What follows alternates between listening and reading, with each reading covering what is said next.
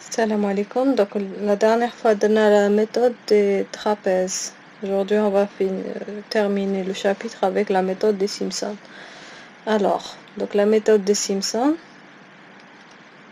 on va faire un dessin pour expliquer. Donc, imaginez que vous avez une fonction. Le rouge, c'est la fonction f(x). Toujours, c'est le même principe. On veut intégrer une fonction f(x) dx. Et la fonction, elle est, donc on ne connaît pas sa primitive. Donc, qu'est-ce qu'on va faire? Donc, on va faire une approximation. Alors, la dernière fois, on a utilisé la méthode des trapèzes. Donc, on a l'intervalle AB. Qu'est-ce qu'on faisait? On prenait une droite entre FLIA, FLIB. Là, on a un trapèze, on calculait l'aire. Mais pour la méthode des Simpsons, non, on prend un autre point, un troisième point, donc au milieu, A plus B sur 2. Et là, on essaie de tracer un polynôme du degré 2, une parabole, qui passe par les trois points A plus B sur 2 et B. D'accord?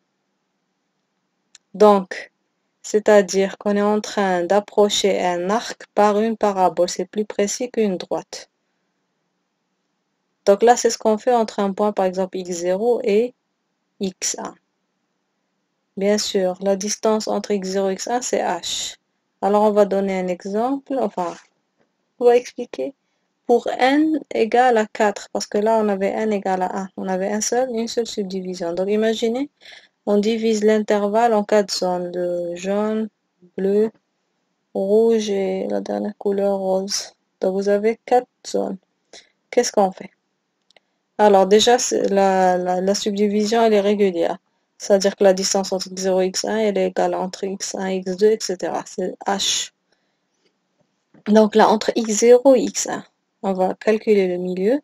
Donc, suivant le cours proposé, donc là, on a pris xi moins 1,5, le milieu, et xi plus 1. Donc, j'ai expliqué ça sur le dessin. Donc, on a le milieu entre x0 et x1. Donc, qu'est-ce qu'on va faire? Dans cette première zone, on va tracer une parabole qui passe par les trois. Cette parabole, c'est quoi? Un polynôme du second ordre. Donc, on va utiliser l'interpolation de Newton. D'accord? La même chose. Dans la deuxième zone, on a 3 points, le milieu et les 2 points x1 et x2. On trace une parabole et on continue les 3 points. Donc ça, c'est le milieu d'entre les 3 et on trace une parabole jusqu'à en finir. Finalement, l'intégrale, elle est égale à la somme des intégrales de pi. Ça veut dire l'intégrale de chaque polynôme suivant l'intervalle donné. Donc les polynômes sont de degré inférieur ou égal à 2. Donc comment on les retrouve? En utilisant l'interpolation de Newton, voir les cours précédents. Alors finalement la formule, donc là on va utiliser directement le cours. Donc la formule à retenir, c'est celle-ci. Donc intégrale fx dx, la somme des. Quand on a hi, ça c'est des subdivisions hi, mais nous on va utiliser généralement dans le cas subdivision régulière h égale à b moins a sur n. Donc il faut retenir la formule suivante. Donc c'est h sur 3. La formule de trapèze était donnée par h sur 2. f' plus f' on retrouve les mêmes. Et là, on a 2 fois f coefficient pair et 4 fois f, la somme des f coefficients impairs. Alors, la dernière fois, si vous vous rappelez, on avait donné l'exemple suivant. I égale à l'intégrale, voilà, 1 jusqu'à 3 ln de x dx. Donc, j'ai utilisé le même exemple pour faire la différence, pour comparer. باش نشوفوا شنو هي la différence entre les deux. Alors, dynamo 1, 3, donc dit toujours n égale à 4, revoir la vidéo précédente. H égale à 1 demi, il y a 3 moins 1 sur 2. Toujours c'est les mêmes points, donc هذا le point A ou x0, نزيدو له 1 demi, on retrouve x1, x1 نزيدو له 1 demi, on retrouve x2, etc. Ou le dernier point x4 ou 3. Alors qu'est-ce qu'on fait? Donc la formule, comment on la retient? نديرو h sur 3, نكتبو f لل A, f لل B.